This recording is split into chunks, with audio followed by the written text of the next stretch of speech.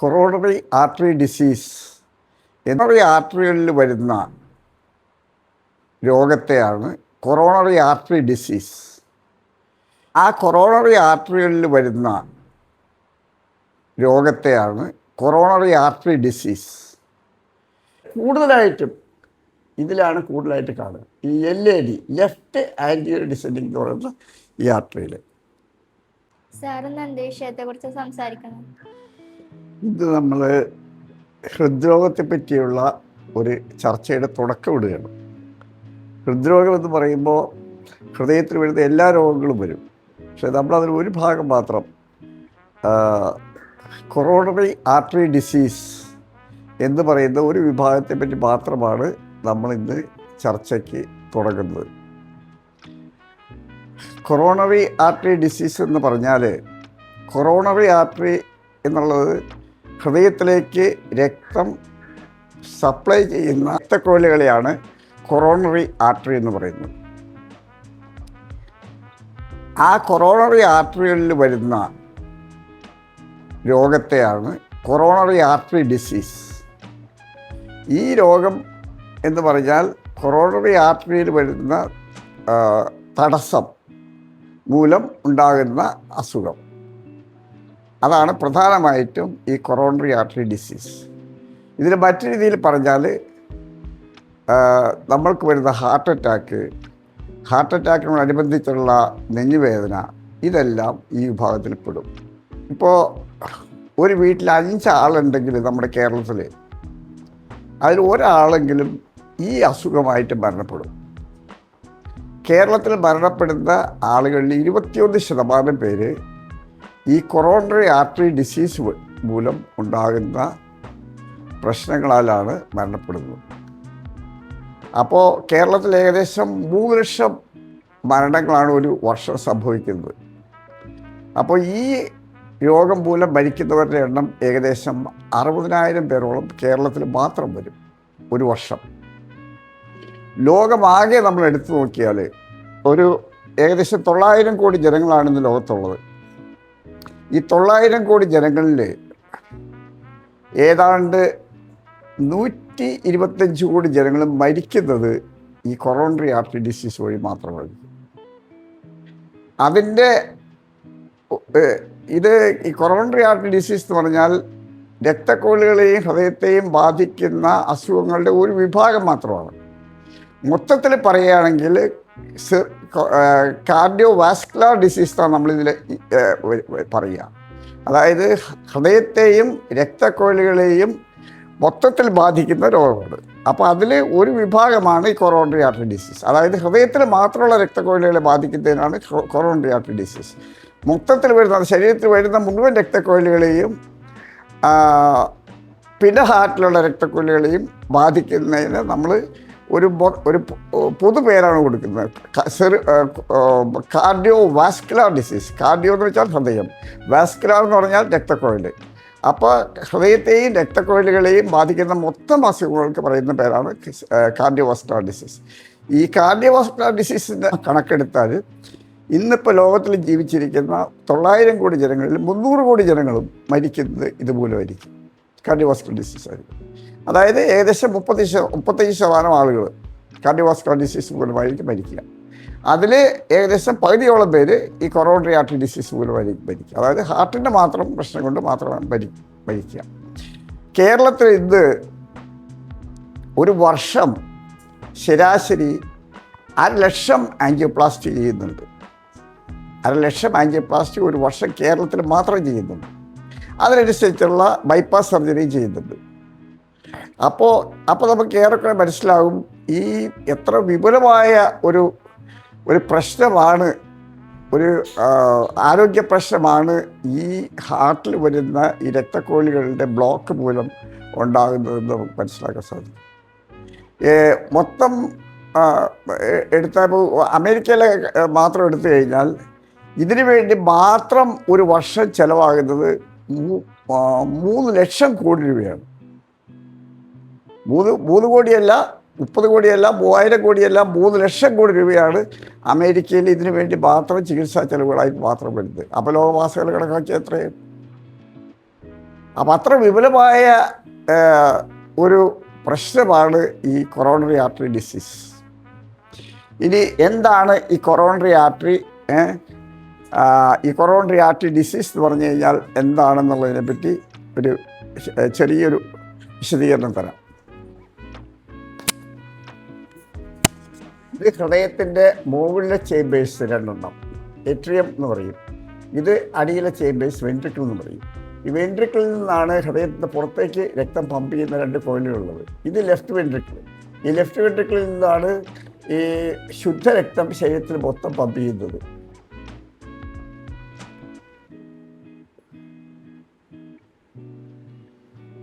ഇത് അശുദ്ധരക്തം ലങ്സിലേക്ക് ശുദ്ധീകരിക്കാൻ കൊണ്ടുപോകുന്ന കുഴലാണത്.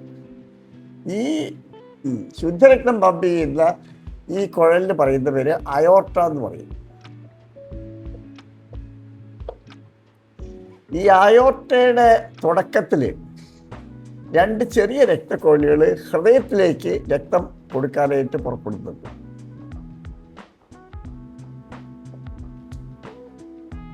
ഒന്ന് ലെഫ്റ്റ് സൈഡിൽ നിന്നും ഒന്ന് റൈറ്റ് സൈഡിൽ നിന്നും പുറപ്പെടുന്നുണ്ട്. ഇതിന് നമ്മൾ പറയുന്ന പേരാണ് left coronary artery, right coronary artery. Left coronary short form ആയിട്ട് ഞാൻ എഴുതുന്നത് ലെഫ്റ്റ് കൊറോണറി ആർട്ടറി. കൊറോണറി എന്ന് പറഞ്ഞാൽ ഈ ഹാർട്ടിലേക്ക് രക്തം പമ്പ് ചെയ്യുന്ന രക്തം. ഇത് അതിൻ്റെ ഷോർട്ട് ഫോമായിട്ട് റൈറ്റ് കൊറോണറി ആർട്ടറി. ഇതിൽ ഒരെണ്ണം കുറച്ചുകൂടി വലിപ്പം കൂടുതലായിരിക്കും, ഒരെണ്ണം കുറച്ചുകൂടി വലിപ്പം കുറവായിരിക്കും. സാധാരണഗതി ഈ ലെഫ്റ്റ് കൊറോണറി ആയിരിക്കും ആർട്ടറിയാണ് കുറച്ചുകൂടി വലിപ്പം കൂടുതൽ സാധാരണഗതിയിൽ. റൈറ്റ് അത്രയും വലിപ്പം ഉണ്ടാവില്ല. ഈ ലെഫ്റ്റ് കൊറോണറി ആർട്ടറിയിൽ നിന്ന് വേറൊരു പ്രധാനപ്പെട്ടൊരു ബ്രാഞ്ചിങ് താഴേക്ക് പോരും. ഇതിന് നമ്മൾ പറയുക ലെഫ്റ്റ് ആൻറ്റീരിയർ ഡിസെൻഡിങ്, അതായത് LAD. ഈ ആർട്ടറിയാണ്, അതായത് ഈ ധമനി രക്തക്കുഴല് ശുദ്ധരക്തം, ഈ ആർട്ടറിയാണ് പ്രധാനമായിട്ടും നമ്മൾക്ക് ബ്ലോക്ക് ഉണ്ടാക്കുന്ന രക്തക്കുഴൽ LAD. ഇതിൻ്റെ ഇവിടെ എവിടെയെങ്കിലും ഒരു ബ്ലോക്ക് ഉണ്ടാവും. ഇതിൻ്റെ ഇവിടെയും വരാം, ഇതിൻ്റെ ഇവിടെയും വരാം, പിന്നെ ഇതിൻ്റെ വേറെ ബ്രാഞ്ച് ഉണ്ട്, ആ ബ്രാഞ്ചിൽ വേറെ വരാം. പക്ഷേ കൂടുതലായിട്ടും ഇതിലാണ് കൂടുതലായിട്ട് കാണുക. ഈ LAD, ലെഫ്റ്റ് ആൻറ്റീരിയർ ഡിസെൻഡിങ് എന്ന് പറയുന്ന ഈ ആർട്ടറിയിൽ കുഴലിൽ ബ്ലോക്ക് ഉണ്ടാവുന്നതെന്ന് നമുക്ക് നോക്കാം. ഈ ബ്ലോക്ക് എന്ന് പറയുന്നത് ഒരു ദിവസം കൊണ്ടോ ഒരു മാസം കൊണ്ടോ ഒരു വർഷം കൊണ്ടോ ഉണ്ടാകുന്ന ഒരു പ്രശ്നമല്ല. അത് അനേക വർഷം കൊണ്ട് കുറേശ്ശെ ഉണ്ടായി വരുന്ന ഒരു സംഗതിയാണ് ഈ ബ്ലോക്ക്. ഏകദേശം 20 വയസ്സാവുമ്പോൾ ഇത് സ്റ്റാർട്ട് ചെയ്യും. അപ്പോൾ നമ്മളൊരു ഭിത്തി പെയിൻ്റ് അടിക്കുകയാണെങ്കിൽ, എല്ലാ വർഷവും പെയിൻ്റ് അടിക്കുകയാണെങ്കിൽ 20-30 വർഷം കഴിയുമ്പോൾ ആ പെയിൻറ്റിന് ഏകദേശം ഒരു 2-3 മില്ലിമീറ്റർ കനം വയ്ക്കും. ഇതുപോലെ ഈ രക്തക്കൊഴലുകൾ നിരന്തരമായിട്ട് ഈ പെയിൻറ്റിങ്ങിന് വിധേയമായിക്കൊണ്ടിരിക്കുകയാണ്. എന്താണ് ഈ പെയിൻറ്റ്? ഈ രക്തക്കുഴലിലടിക്കുന്ന ഈ പെയിൻറ്റ് എന്താണെന്ന് വെച്ചാൽ, ആദ്യം ഈ രക്തക്കുഴലിൻ്റെ ഉൾഭാഗത്തേക്ക് കൊഴുപ്പ് പതുക്കെ വന്ന് അവിടെ പറ്റിപ്പിടിക്കും. ഈ കൊഴുപ്പ് പറ്റിപ്പിടിച്ച ഭാഗത്തേക്ക് നമ്മുടെ ശരീരത്തിലെ വെളുത്ത രക്താണുക്കൾ വന്ന് അവിടെ പറ്റിപ്പിടിച്ച് ആ രക്തക്കുഴലിൻ്റെ ഉള്ളിലേക്ക് കയറും ആ വെളുത്ത രക്താണുക്കൾ. പിന്നെ ഈ വെളുത്ത രക്താണുക്കളുടെ ഉള്ളിലും ഈ കൊഴുപ്പ് വന്ന് അടിഞ്ഞുകൂടും. പിന്നെ അതെല്ലാം കൂടി അവിടെ ഒരു റിയാക്ഷൻ പോലെ ഉണ്ടാവും. ഇപ്പോൾ നമ്മളിപ്പോൾ ഒരു കൈ മുറിഞ്ഞാൽ അല്ലെങ്കിൽ മുറിവ് പഴുത്താൽ ആ ഭാഗത്ത് നീര്, വേദന, ചോപ്പ് ഇതെല്ലാം വരുമല്ലോ. അതിന് നമ്മൾ പറയുന്നത് ഇൻഫ്ലമേഷൻ എന്നാണ്. ഈ മുറിവുണ്ടായാൽ ആ മുറിവിൻ്റെ ഭാഗത്ത് വരുന്ന പഴുപ്പിനും നീരും വേദനയെല്ലാം കൂടി വരുന്നതിന് നമ്മൾ പറയുന്നത് ഒരു ഇൻഫ്ലമേഷനാണ്. ഇതുപോലെ ഒരു സംഗതി ഈ രക്തക്കോലുകളുടെ ഉൾഭിത്തികളിലും സംഭവിക്കുന്നുണ്ട്. അങ്ങനെ ഒരു ഇൻഫ്ലമേഷൻ അവിടെ സംഭവിക്കുന്നുണ്ട്.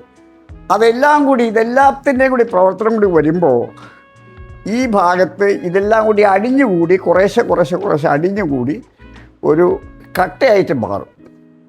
അതിന് നമ്മൾ പറയുന്ന പേരാണ് പ്ലേക്ക്. ആ കട്ടയായിട്ട് അടിഞ്ഞുകൂടുന്ന ആ ഭാഗത്തിന് നമ്മൾ പറയുന്ന പേരാണ് പ്ലേക്ക്. ഈ പ്ലേക്കാണ് നമ്മൾ സാധാരണക്കാരുടെ ഭാഷയിൽ ബ്ലോക്ക്. അപ്പോൾ ഈ പ്ലേക്ക് ഫോം ചെയ്ത് വരാൻ 10, 30, 40, 50 വർഷം ചിലപ്പോൾ എടുക്കും ഫോം ചെയ്ത് വരാൻ. അങ്ങനെ സാവധാനം ഉണ്ടായി വരുന്നൊരു പ്ലേക്കാണ് അവസാനം ഈ ഹാർട്ടിനെ ബ്ലോക്കാക്കി മാറ്റുന്നത്. ഈ പ്ലേക്ക് ഇപ്പോൾ നമ്മൾ ഏതൊരാളെ, ഒരു വഴിയിൽ നടന്നു പോകുന്ന ഒരാളെ നമ്മളെടുത്ത് പരിശോധിച്ചാലും നമ്മൾ ആൻജിയോഗ്രാം ചെയ്ത് നോക്കിയാലും ഈ പ്ലേക്ക് ഉണ്ടാവും. പക്ഷെ ആ പ്ലേക്ക് ഉണ്ടായെന്ന് വിചാരിച്ച് അതുകൊണ്ട് അയാൾക്ക് കുഴപ്പമില്ല.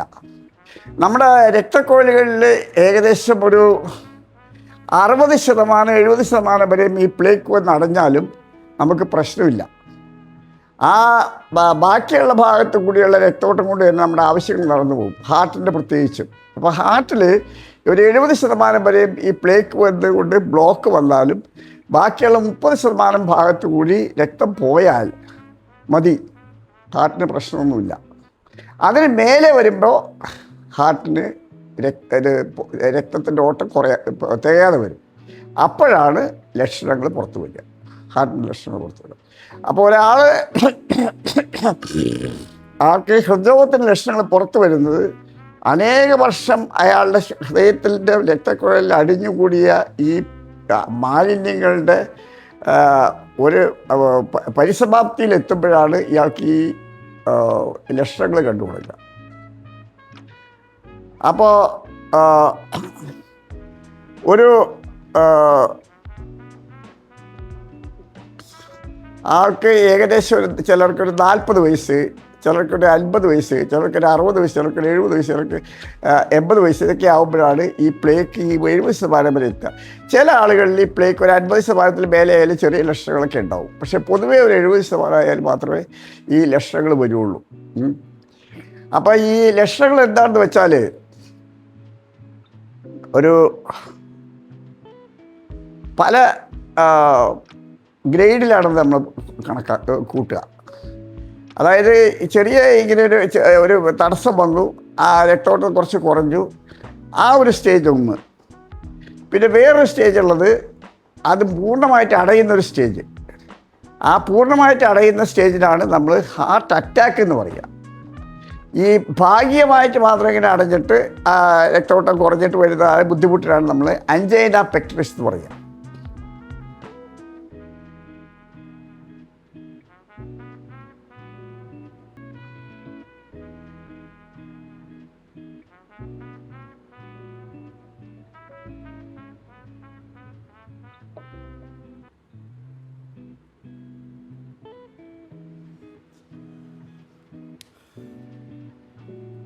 അതായത് ഈ തടസ്സം 2 രീതിയിലാണ് മാനിഫെസ്റ്റ് ചെയ്യുക. ഒന്ന് അഞ്ചൈന പെക്ടറിസ് ആയിട്ട്, അതായത് ചെറിയ തോതിലുള്ളത്. കൂടുതലായിട്ടുള്ളതിന് ഹാർട്ട് അറ്റാക്ക്, അത് നമ്മൾ വേറൊരു പേര് പറയാം മയോകാർഡിയൽ ഇൻഫാർക്ഷൻ, അല്ലെങ്കിൽ MI, ഷോർട്ട് ഫോം പറഞ്ഞാൽ MI, മയോകാർഡിയൽ ഇൻഫാർക്ഷൻ. മനസ്സിലാക്കാൻ വളരെ എളുപ്പമാണ്, അധികം പ്രശ്നങ്ങളൊന്നുമില്ല. ഒരു സാധാരണക്കാരനും എളുപ്പം മനസ്സിലാവും ഇത് ഹാർട്ടിൻ്റെ പ്രശ്നമാണെന്നുള്ളത്. ഈ അഞ്ചൈന പെക്ടറിസ് വന്നാൽ അത് ഗൗരവമായിട്ടുള്ളൊരു ചെസ്റ്റ് പെയിൻ അല്ല, അത് വേഗം മാറിപ്പോകും. അപ്പോൾ ഉദാഹരണമായിട്ട് നിങ്ങൾ നടന്നു പോകുമ്പോൾ അല്ലെങ്കിൽ ഒരു കയറ്റം കയറുമ്പോൾ നെഞ്ചിനൊരു അസ്വസ്ഥത തോന്നി, ഒരു പിടുത്തം തോന്നി, ഒരു വേദന തോന്നി, അതാണ് അഞ്ചൈന പെക്ടറിസ്. നിങ്ങൾ കുറച്ച് നേരം അവിടെ നിന്നു, ആ വേദന മാറി. അല്ലെങ്കിൽ അത് കുറയ്ക്കാനുള്ളൊരു മരുന്നുണ്ട്, നൈട്രോഗ്ലിസറിൻ എന്ന് പറഞ്ഞൊരു മരുന്ന്.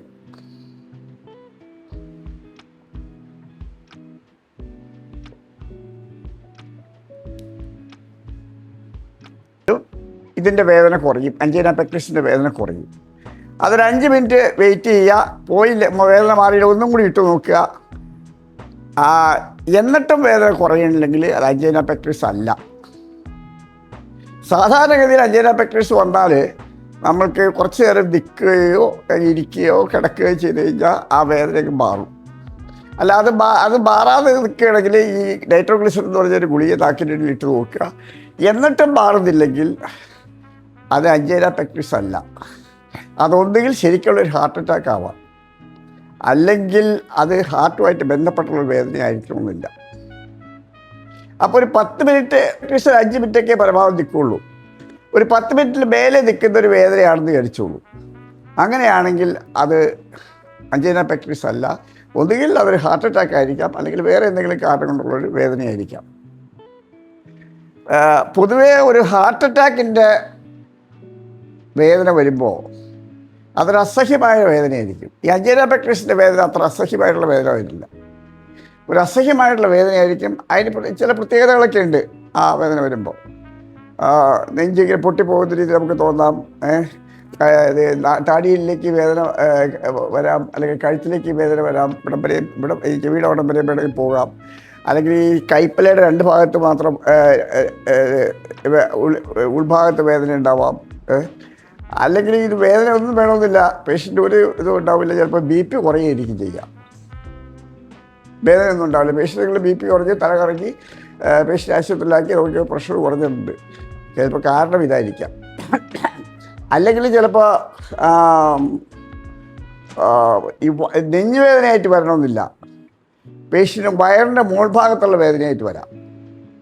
വയറിൻ്റെ മോൾഭാഗത്ത്, അത് ഹാർട്ടിൻ്റെ ചില ഭാഗങ്ങളിൽ വരുന്ന അറ്റാക്കിന് ഈ വയറിൻ്റെ മോൾഭാഗത്ത്. അപ്പോൾ നമ്മൾ വിചാരിക്കുന്നത് വയറ്റ് വേദന വിചാരിക്കും, ഗ്യാസിൻ്റെ വേദന എന്ന് സാധാരണ വിചാരിക്കുക.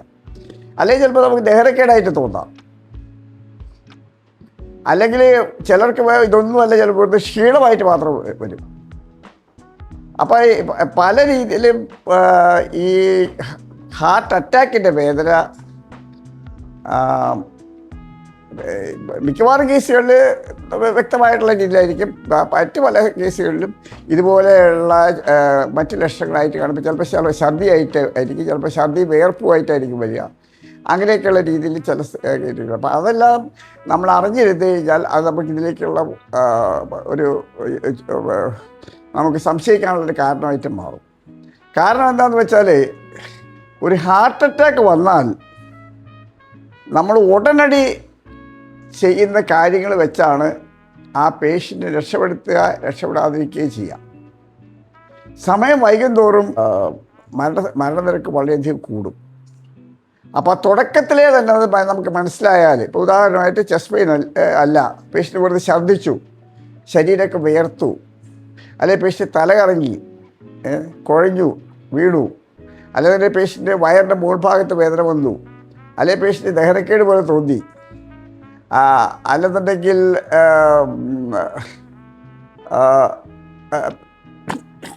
പേഷ്യൻ്റ് പ്രഷർ കുറഞ്ഞു, ഇങ്ങനെയൊക്കെ വന്നു കഴിഞ്ഞാൽ, അല്ലെങ്കിൽ ഇതൊന്നും ഉണ്ടാവണമെന്നില്ല, ഇപ്പോൾ ക്ഷീണമായിട്ട് മാത്രം ഉണ്ടായി, ഇങ്ങനെയൊക്കെ ഉണ്ടായാൽ നമ്മൾക്ക് അത് ഹാർട്ട് അറ്റാക്ക് ആണോ എന്ന് നമ്മൾ സംശയിച്ചിട്ട് അതിനനുസരിച്ചുള്ള രീതിയിൽ പെട്ടെന്ന് തന്നെ കാര്യങ്ങൾ ചെയ്താൽ ചിലപ്പോൾ രക്ഷപ്പെടുത്താൻ പറ്റും. കാരണം എന്താണെന്ന് വെച്ചാൽ, ഈ ഹാർട്ട് അറ്റാക്ക് വന്നാൽ, അഞ്ചീന പെക്ടറിസ് അല്ല ഞാൻ ഉദ്ദേശിക്കുന്നത്, ഹാർട്ട് അറ്റാക്ക് ശരിക്കുള്ള ഹാർട്ട് അറ്റാക്ക് തന്നെ. ഹാർട്ട് അറ്റാക്ക് വന്നാൽ മരണം സംഭവിക്കുന്നത് ആദ്യത്തെ 1 മണിക്കൂറിലായിരിക്കും കൂടുതൽ മരണങ്ങൾ സംഭവിക്കുക. അതിൻ്റെ കാരണം എന്താണെന്ന് വെച്ചാൽ, ഈ ഹാർട്ട് അറ്റാക്ക് വന്നിട്ട് നമ്മുടെ ഹൃദയമിടിപ്പിന് മാറ്റം വരും. ഹൃദയമിടിപ്പിന് മാറ്റം വന്നു കഴിഞ്ഞിട്ട് അത് നമ്മൾ പറയുക അരിത്മിയ എന്നാണ് പറയുക. ഹൃദയമിടിപ്പ് സാധാരണ 70-72 ആയിട്ട് 1 മിനിറ്റിൽ 72 ആയിട്ടിരിക്കും. ഇത് ഹൃദയമിടിപ്പ് കൂടും ഇങ്ങനെയുള്ള ആളുകളുണ്ട്. അതിന് നമ്മൾ പറയുക വെൻട്രിക്കുലർ ടാക്കിക്കാർഡിയ എന്ന് പറയും.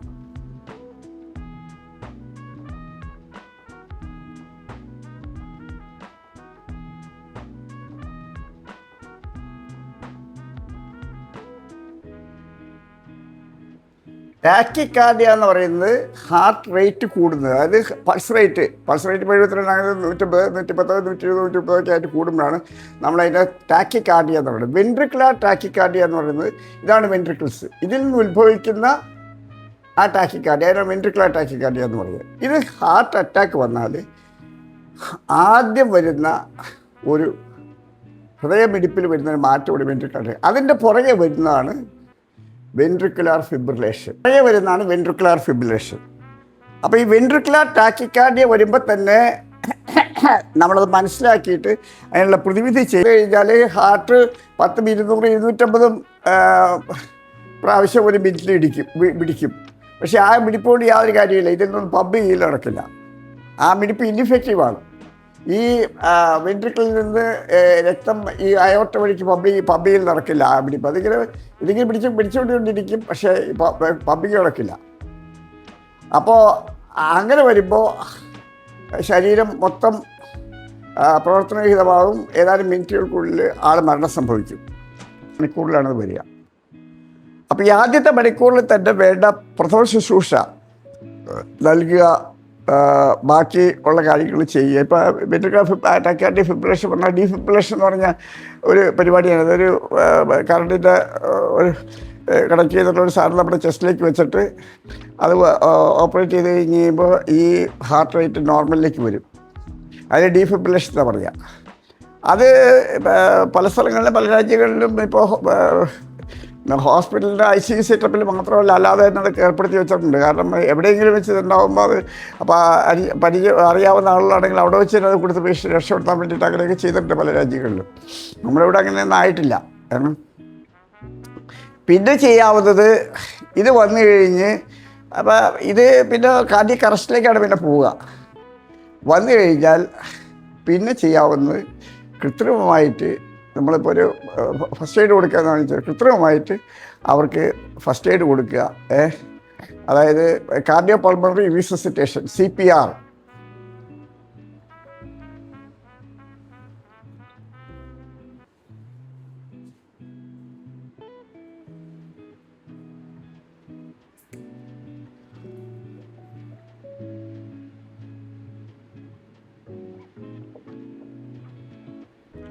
CPR എന്ന് പറഞ്ഞാൽ കാർഡിയോ പൾമണറി റീസസിറ്റേഷൻ. കാർഡിയോ എന്ന് വെച്ചാൽ ഹാർട്ട്, പൾമണറി എന്ന് വെച്ചാൽ ലങ്സ്.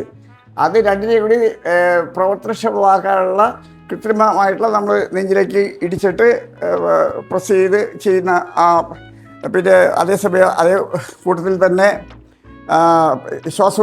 കൃത്രിമ ശ്വാസോച്ഛ്വാസവും കൊടുക്കണം. അങ്ങനെ ചെയ്യുന്ന കാര്യത്തിലാണ് കാർഡിയോ പൾമണറി റീസസിറ്റേഷൻ. ഇത് ഫസ്റ്റ് എയ്ഡ് പഠിച്ചിട്ടുള്ള എല്ലാ ആളുകളും അറിഞ്ഞിരിക്കേണ്ട ഒരു സംഗതിയാണ് കാർഡിയോ പൾമണറി റെസിസ്റ്റേഷൻ. ഇത് ഒരു ഏകദേശം 1.5 മണിക്കൂർ വരെയും ഇത് നമുക്ക് കൊടുത്തുകൊണ്ട് നിൽക്കാം ഒരു പേഷ്യൻ്റ് രക്ഷപ്പെടുത്താനായിട്ട്. ആ 1.5 മണിക്കൂറിനുള്ളിൽ പേഷ്യൻ്റ് ഏതെങ്കിലും ഇതുപോലുള്ള സ്ഥലത്ത് എത്തി, ഒരു സൗകര്യമുള്ള സ്ഥലത്തെത്തി ഡീഫിബ്രിലേഷൻ ചെയ്യുകയോ അല്ലെന്നുണ്ടെങ്കിൽ ഡീഫിബ്രിലേഷൻ പുറമെ പിന്നെ ആൻജിയോപ്ലാസ്റ്റി അങ്ങനെയൊക്കെ ചെയ്തിട്ട് പേഷ്യൻ്റ് ചിലപ്പോൾ രക്ഷപ്പെടുത്തിയെടുക്കാൻ പറ്റും. അപ്പോൾ 1.5 മണിക്കൂർ നേരം നമുക്കിത് ചെയ്തുകൊണ്ട് നിൽക്കാം പേഷ്യൻ്റ്. അതിനിടയ്ക്ക് മറ്റ് സഹായം എത്തണം, ബാക്കിയുള്ള കാര്യങ്ങൾ ചെയ്യണം, മരുന്നുകൾ കൊടുക്കണം, ബാക്കിയുള്ള കാര്യങ്ങൾ കൊടുക്കണം, അങ്ങനെ രക്ഷപ്പെടുത്തിയെടുക്കാൻ പറ്റും. അപ്പോൾ ഈ ആദ്യത്തെ മണിക്കൂറാണ് ഏറ്റവും പ്രധാനപ്പെട്ട സംഗതി. ഹാർട്ട് അറ്റാക്ക് വരുന്നതിൽ ഏകദേശം ഒരു 25% താഴെ ആളുകൾ ആശുപത്രിയിൽ എത്തുന്നില്ല. അതിന് മുമ്പ് തന്നെ മരണപ്പെടും. ഒരു 25% അടുത്തുള്ള ആളുകൾ, ഒരു 20%, 15% ആളുകൾ ആശുപത്രിയിൽ എത്തിയതിന് ശേഷമുള്ള ചികിത്സയിലിടയിൽ മരണപ്പെടും. പിന്നെ ബാക്കി ഏകദേശം ഒരു 50% മേലെയുള്ള ആളുകളാണ് ഇതിൽ നിന്ന് രക്ഷപ്പെട്ട് വീട്ടിലേക്ക് പോവുക. ഒരു 50-55, ഇപ്പോഴത്തെ 60% ആളുകൾ രക്ഷപ്പെട്ട് പോകും. ഈ രക്ഷപ്പെട്ട് പോകുന്നതിൽ ഏകദേശം പകുതി ആളുകളും പിന്നീട് ഈ ഹൃദ്രോഗ സംബന്ധമായ തകരാറുകൾ മൂലമാണ് മരണപ്പെടുക.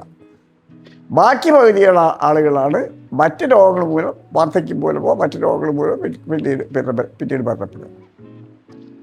അപ്പോൾ ഈ ഒരു ഹാർട്ട് അറ്റാക്ക് ഉണ്ടായാൽ അത് നേരത്തെ ഉടനെ തന്നെ നമ്മൾ മനസ്സിലാക്കണം. ഏതൊരു സാധാരണക്കാരനും അത് മനസ്സിലാക്കി അതിനനുസരിച്ചുള്ള കാര്യങ്ങൾ. ഉദാഹരണമായിട്ട് ഇപ്പോൾ പേഷ്യൻ്റ് വളരെ തലകറങ്ങിയെന്ന് മാത്രമേ ഉള്ളൂ, പക്ഷേ അറ്റാക്കായിരിക്കാം. അതേ പേഷ്യൻ്റ് ഒരു ബുദ്ധിമുട്ട് വന്നു, പേഷ്യൻ്റ് വിയർത്തു, പേഷ്യൻ്റ് ഛർദ്ദിച്ചു, അറ്റാക്കായിരിക്കാം. അല്ലെങ്കിൽ പേഷ്യൻ്റ് വളരെ ക്ഷീണമായിട്ട് കരയണ്, ഒരു അറ്റാക്കായിരിക്കാം. അല്ലെങ്കിൽ പേഷ്യൻ്റെ വയറിൻ്റെ മോൾ ഭാഗത്തൊരു ഗ്യാസിൻ്റെ വേദന പോലൊരു വേദന വന്നു, അതും അറ്റാക്കായിരിക്കാം. ഇതൊക്കെ ഒരു സാധാരണക്കാരൻ മനസ്സിലാക്കിയിരുന്നാൽ ഇങ്ങനെയുള്ള ആളുകളെ ആ തക്ക സമയത്ത് എത്തിക്കാവുന്നിടത്ത് എത്തിച്ച് രക്ഷപ്പെടുത്താം. കാരണം ഇന്നിപ്പോൾ ഈ ആൻജിയോപ്ലാസ്റ്റിയൊക്കെ ധാരാളം ആശുപത്രികളുണ്ട്. കേരളത്തിലിപ്പോൾ 167 ആശുപത്രിയിൽ ആൻജിയോപ്ലാസ്റ്റി ചെയ്യുന്നുണ്ട്, 167 ആശുപത്രികളിൽ. അപ്പോൾ ഏതൊരു ചെറിയ സ്ഥലങ്ങളിലും ഇതിലുള്ള സൗകര്യങ്ങളൊക്കെ ആയിട്ടുണ്ട് ഇപ്പോൾ. അപ്പോൾ അതുകൊണ്ട് രക്ഷപ്പെടുത്താനുള്ള സാധ്യതകൾ വളരെ ഹൈ ആണ്. അപ്പോൾ എങ്ങനെയാണ് നമ്മൾ ഈ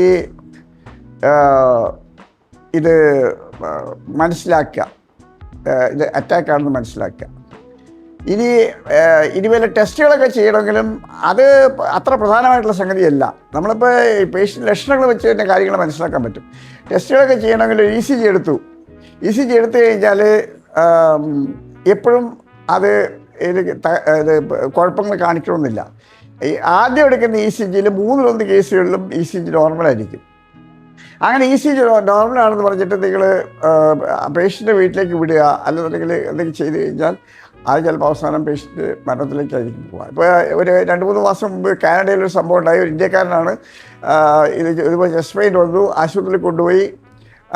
പേഷ്യൻ്റ് ECG എടുത്തു. ECG നോർമലാണ്. അവരെന്തോ ഒരു ഇതൊക്കെ കൊടുത്തു, അവിടെ പേഷ്യൻ്റ് ഇങ്ങനെ ചെസ്റ്റ് പെയിൻ കൊണ്ട് ഇങ്ങനെ ബുദ്ധിമുട്ടിക്കൊണ്ടിരിക്കുകയാണ്. അവസാനം 8 മണിക്കൂറിന് ശേഷം പേഷ്യൻ്റെ കണ്ടീഷൻ വളരെ വഷളായതിനു ശേഷമാണ് പിന്നെ പേഷ്യൻ്റ് ശരിക്കും അറ്റൻഡ് ചെയ്ത് അതോടുകൂടി പേഷ്യൻ്റ് പോയി. ഇലോൺ മസ്ക് ഒക്കെ അതിനെ സംബന്ധിച്ച് ഇതിൽ ഇത് കമൻറ്റ് ഇട്ടിട്ടുണ്ട്. ഇലോൺ മസ്ക് ഒക്കെ ആ സംഭവത്തെ പറ്റി. എൻ്റെ തന്നെ അനുഭവത്തിൽ ഒരു ഡോക്ടർക്ക് ഇതുപോലെ ഒരു സംഭവം ഉണ്ടായി. ഞാൻ എൻ്റെ കൂട്ടത്തിൽ വർക്ക് ചെയ്തിട്ട് ENT ഡോക്ടർ, അദ്ദേഹം ഇവിടെ ഇരിങ്ങാലക്കുടയ്ക്ക് ട്രാൻസ്ഫറായി. ആശുപത്രിയിൽ പേഷ്യൻ്റ് നോക്കിക്കൊണ്ടിരിക്കുമ്പോൾ ഇയാൾക്ക് ചെസ്റ്റ് പെയിൻ വന്നു. ചെറുപ്പക്കാരനാണ്, 40 വയസ്സേ ഉള്ളൂ. ഇയാൾക്ക് ചെസ്റ്റ് പെയിൻ വന്നു. അപ്പോൾ ഫിസിഷ്യനെ കാണിച്ചു. കാണിച്ച് ECG എടുത്തിട്ട് ECG നോർമലാണ്. അപ്പോൾ ഫിസിഷ്യൻ പറഞ്ഞ് കുഴപ്പമൊന്നുമില്ല, വീട്ടിലേക്ക് പോയിക്കൊള്ളാൻ പറഞ്ഞു. അപ്പോൾ ആ ഫിസിഷ്യന് എൻ്റെ ആ ഒരു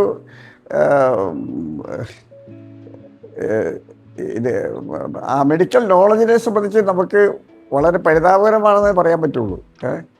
വീട്ടിലേക്ക് പോയിക്കൊള്ളാൻ പറഞ്ഞ് ഇയാളുടെ ഭാര്യ ഡോക്ടറാണ്. ഭാര്യ പോയി ടാക്സി വിളിക്കാൻ പോയി. തിരിച്ചു വന്നപ്പോൾ ആൾ പോയി. ആൾ പോയി കഴിഞ്ഞു. അപ്പോൾ ആ ഒരു ആശുപത്രി വെച്ചുണ്ടായ സംഭവമാണ്. ആ പേഷ്യൻ്റ് വേണമെങ്കിൽ രക്ഷപ്പെടുത്താൻ പറ്റും. അപ്പോൾ അതാണ് ആദ്യത്തെ മണിക്കൂറിൽ വളരെ പ്രധാനമാണ് ഈ അറ്റാക്ക്. പിന്നെ ഇനി എന്തെങ്കിലും ചികിത്സകൾ ചെയ്യണമെങ്കിൽ തന്നെയും ഇപ്പോൾ ആൻജിയോപ്ലാസ്റ്റി ചെയ്യുക അല്ലെങ്കിൽ അതുപോലെ ഉള്ള കാര്യങ്ങൾ ചെയ്യുക, അതൊക്കെ ആദ്യത്തെ മണിക്കൂറിൽ തന്നെ ചെയ്താലാണ് കൂടുതൽ ഫലം കിട്ടുക. ഈ ഹാർട്ടിൻ്റെ ഹാർട്ട് ബീറ്റിൻ്റെ ഇറഗുലാരിറ്റി, ഇതുപോലെ ഈ അരിത്മിയ എന്ന് പറഞ്ഞാൽ എന്തുണ്ടല്ലോ, വെൻട്രിക്കുലർ ഫിബ്രിലേഷൻ, വെൻട്രിക്കുലർ എറ്റോപ്പി, ഇത് ടാക്കിക്കാർഡിയ, ഇതെല്ലാം വന്നു കഴിഞ്ഞാൽ പിന്നെ നമ്മൾക്ക് വളരെ ബുദ്ധിമുട്ടാണ് ആ പേഷ്യൻ്റ് രക്ഷപ്പെടുത്തിയെടുക്കാൻ. അപ്പോൾ ഇതാണ് ഈ ഒരു ഹാർട്ട് അറ്റാക്ക് വന്നാൽ നമ്മൾ അത്യാവശ്യം ആദ്യം തന്നെ അത് മനസ്സിലാക്കണം. ECG ഒക്കെ നോർമലാണെങ്കിലും ആ പേഷ്യൻ്റ് ലക്ഷണങ്ങൾ വെച്ച് അത് നമുക്ക് ഊഹിക്കേണ്ടി വരും ഇത് അറ്റാക്കാണെന്നുള്ളത്. പിന്നെ വേറൊരു ടെസ്റ്റ് ഉണ്ട്, ട്രോപ്പോണിൻ എന്ന് പറയുന്ന ടെസ്റ്റ് ഉണ്ട്.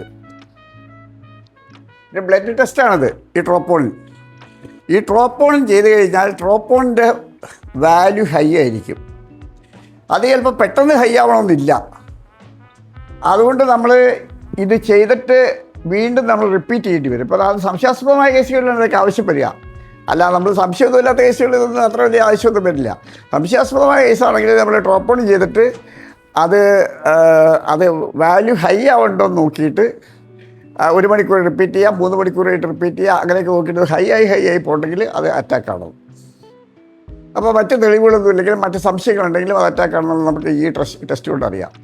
ബാക്കിയുള്ള ടെസ്റ്റുകളൊക്കെ ഈ ഒരു അക്യൂട്ട് അറ്റാക്ക്, അതായത് പെട്ടെന്നുണ്ടാകുന്ന ഒരു അറ്റാക്കിനെ നമുക്ക് അധികം ഉപകാരപ്പെടും. ഉദാഹരണമായിട്ട് എക്കോ ചെയ്യുക, CT ചെയ്യുക, അല്ലെങ്കിൽ MRI ഇതൊന്നും നമുക്ക് പെട്ടെന്നുണ്ടാകുന്ന ഒരു അറ്റാക്കുള്ള കേസുകൾക്ക് അതൊന്നും അത്ര ഉപകാരപ്രദമായിട്ട് അതൊക്കെ ദീർഘകാലമായ ചികിത്സയുടെ ഭാഗമായിട്ട് അതൊക്കെ ഉപയോഗിക്കാമെന്ന് മാത്രമേ ഉള്ളൂ. ഇനി ഈ ഹൃദ്രോഗം 2 തരത്തിലാണെന്ന് പറഞ്ഞില്ല, അഞ്ചിന പെക്ടിസും പിന്നെ മയോകാർഡിയൽ ഇൻഫാർക്ഷൻ അല്ലെങ്കിൽ ഹാർട്ട് അറ്റാക്ക് 2 തരത്തിലാണ്. അഞ്ചിന പെക്ടിസ് ചെറുത്, മയോകാർഡിയൽ ഇൻഫാർക്ഷൻ ശക്തിയായിട്ടുള്ളത്. ഇത് തമ്മിലുള്ള വ്യത്യാസം എന്താണെന്ന് വെച്ചാൽ അഞ്ചിന പെക്ടിസിൽ ഈ രക്തക്കുഴൽ പൂർണ്ണമായിട്ട് അടഞ്ഞിട്ടുണ്ടാവില്ല. 70% അല്ലെങ്കിൽ 55, 60%, 65% ഒക്കെ ഉണ്ടാവുള്ളൂ. പേഷ്യൻ്റ് എന്തെങ്കിലും സ്ട്രെയിൻ ചെയ്യുമ്പോൾ ഇത് അവർക്ക് പ്രശ്നം വരും. അറ്റാക്കിന് അങ്ങനെയല്ല. അറ്റാക്കിന് എന്താ സംഭവിക്കുകയെന്ന് വെച്ചാൽ ഈ പ്ലേക്ക് ഉണ്ടല്ലോ, അതായത് രക്തക്കുഴൽ അടയ്ക്കുന്ന ഈ ബ്ലോക്ക്, പ്ലേക്ക് എന്നാണ് നമ്മളതിന് പറയുക. ഈ പ്ലേക്കിന് ചെറിയ പൊട്ടൽ വരിക, അല്ലെങ്കിൽ ഒരു കീറൽ വരിക. അങ്ങനെ വന്നു കഴിയുമ്പോൾ അപ്പോൾ പ്ലേക്ക് ഒരു 50% ഉണ്ടാവുള്ളൂ, അല്ലെങ്കിൽ 70% ഉണ്ടാവുള്ളൂ, അല്ലെങ്കിൽ 60% ഉണ്ടാവുള്ളൂ, 100% ഉണ്ടാവില്ല. അങ്ങനെ വരുമ്പോൾ ആ ഭാഗത്ത് രക്തം കട്ട പിടിക്കും. രക്തം കട്ട പിടിച്ചു കഴിഞ്ഞാൽ ആ ഭാഗത്തുള്ള രക്തക്കുഴൽ കംപ്ലീറ്റ് അടഞ്ഞു പോകും. അപ്പോൾ അത് ആ സമയത്തുണ്ടാകുന്നൊരു മാറ്റമാണത്. ഹാർട്ട് അറ്റാക്ക് വരുമ്പോൾ ഉണ്ടാകുന്നൊരു മാറ്റമാണ്. നേരത്തെ അവിടെ അങ്ങനെ ഇല്ല, പെട്ടെന്നുണ്ടായൊരു മാറ്റമാണ്. അപ്പോൾ അങ്ങനെ വന്നു കഴിയുമ്പോൾ കംപ്ലീറ്റ് ആയിട്ട് അടഞ്ഞു പോകുമ്പോഴാണ് അറ്റാക്കായിട്ട് മാറുക, ഹാർട്ട് അറ്റാക്കായിട്ട് മാറുക. ഈ അഞ്ചൈന പെക്ടറിസ് 2-3 തരമുണ്ട്. Chronic stable angina, unstable angina, പ്രിൻസിപ്പറ്റസ് അഞ്ചൈന, 3 തരമുണ്ട് അഞ്ചൈന പെക്ടറിസ്. പിന്നെ അറ്റാക്കിൻ്റെ 2-3 തരമുണ്ട്. സ്റ്റെബി, നോൺ സ്റ്റെബി, ഇങ്ങനെ 2-3 തരമുണ്ട്. അതിനെപ്പറ്റിയുള്ള കാര്യങ്ങളൊക്കെ നമ്മൾ അടുത്ത എപ്പിസോഡിൽ സംസാരിക്കാം.